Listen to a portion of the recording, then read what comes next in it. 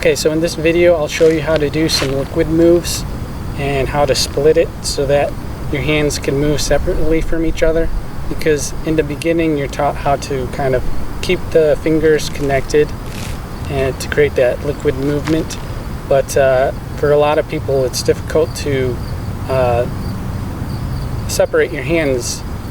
It requires a lot of coordination, and your muscles and your mind has to kind of adapt to the feeling of your hands being in two different places instead of being focused on just one place. And so I started learning liquid last year, so I'm still learning, but you could learn with me. And this is a technique that I found on my own. I kind of created it, and I call it the Swan technique. And it's where you kind of cross your arms and practice creating this kind of swan shape, okay? But I'll go into that a little later in the video, but first we'll go over the basics, where you basically have to position your fingers and hands like this to create that circular movement. And if you just focus on one hand moving, it creates this kind of circular path where the fingertips are, if you focus on that.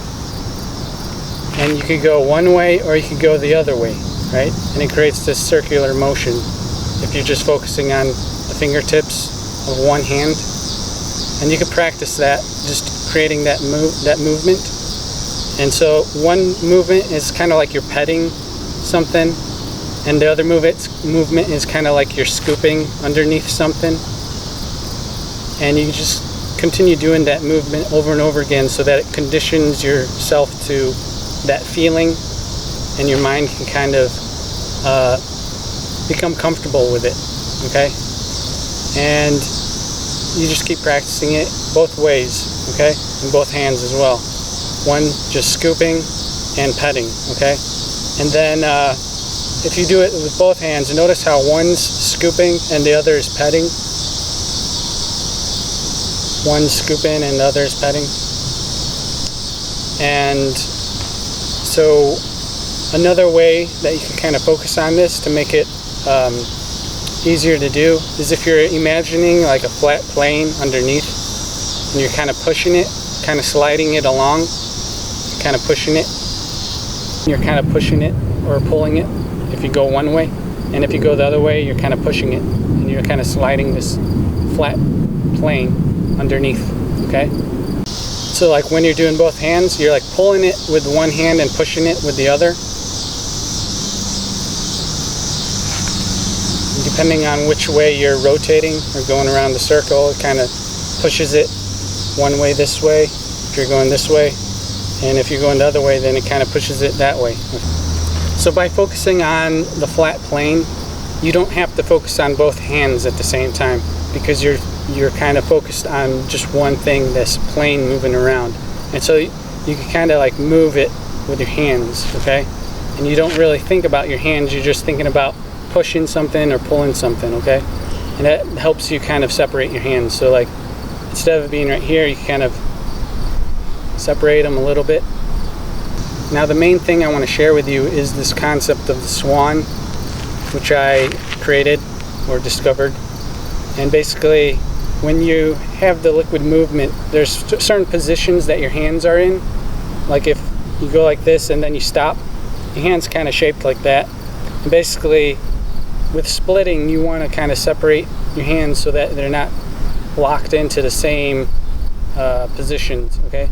And so basically what I did is I just kind of separated the hands like this and crossed my arms, and it creates like this swan shape. Kind of reminds me of a swan with like the neck and the head, and then like the feathers and the body, like that, okay? And so you just practice your hands locked in this cross, and you just go through the same circular movements with your hands like this. And what this does, it kind of trains your mind to have this feeling of your hands in different places, because if your hands are like this, there's like this kinesthetic proprioception type of feeling that your mind and body kind of is familiar with. And when it becomes out of line, you're not sure like how to move stuff. Like you're not sure. You have to kind of condition yourself to that new way of moving and being and that sort of thing. So just having your arms crossed like this allows your mind to adapt to this different position, different spatial relativity of your hands. And so you just do this back and forth, and then your mind adapts to that, okay? And you just go through the motions like that, okay? And you could also think of the flat plane as you're like pushing and pulling. You kind of push it and you pull that way, and then you pull and you push that way with your hands. You focus on that plane, allowing you to kind of unify this overall sense of the motion and the movement, okay? And just kind of do the circular patterns. Now, when you get comfortable with this, you can kind of like go back and forth to the normal way and then the crossed way. And then you kind of just, it'll become a lot easier to like move your hands around and not be confined to just one position that your hands have to be in, okay?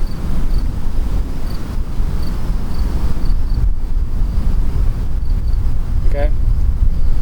So, this is from the side.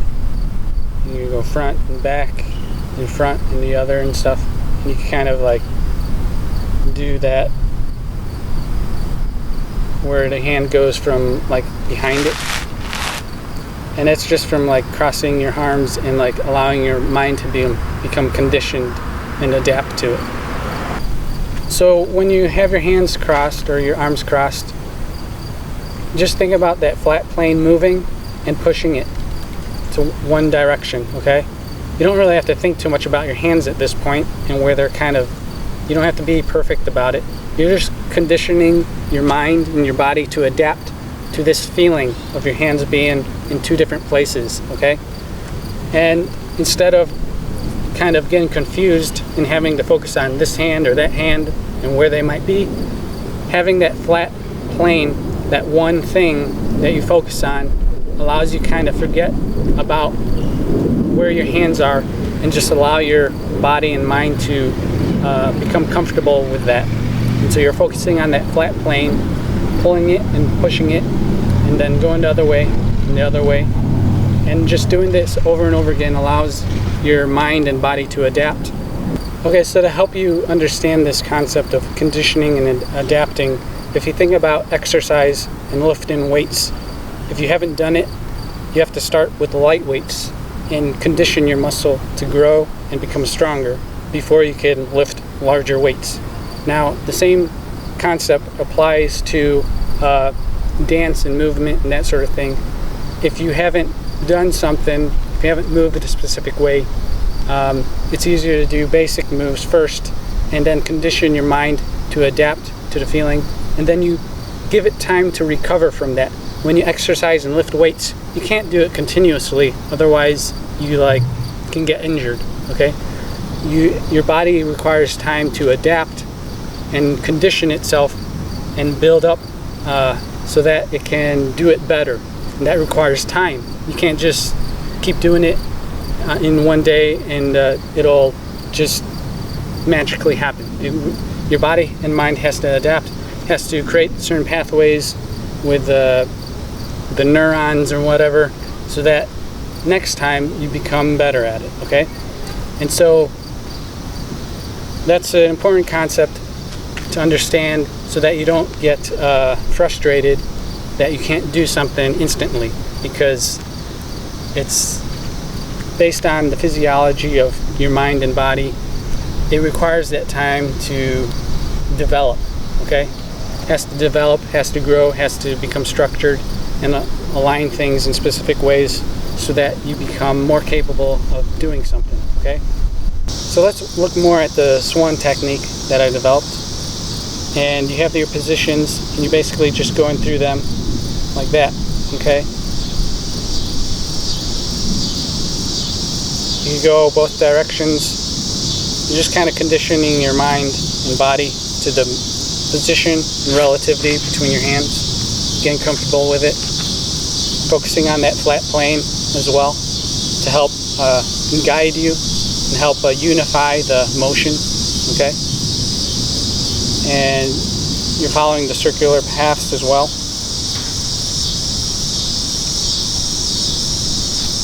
Now, if I show you this, okay, notice how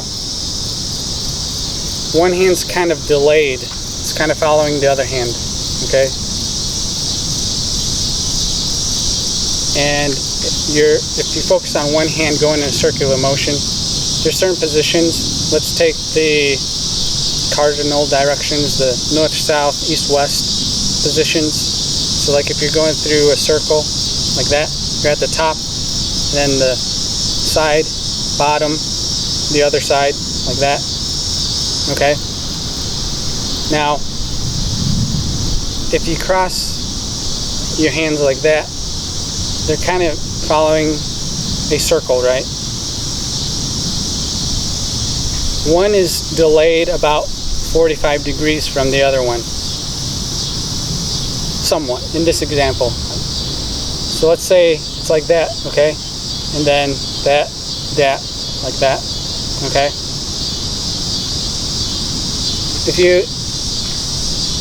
If we take the swan positions, it's hard to visualize that delay, that offset in the circular path.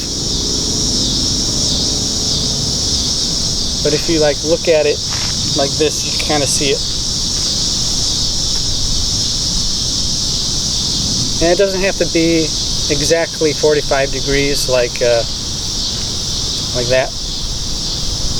It could be at smaller increments, smaller angles, or it could be larger angles, depending on how you're doing things, how tight your wave is, liquid motion, whatever.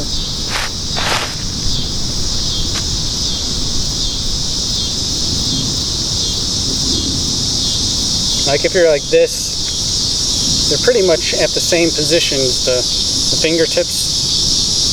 But when you start separating hands, it can kind of get delayed, right? Depending on how much space is between them.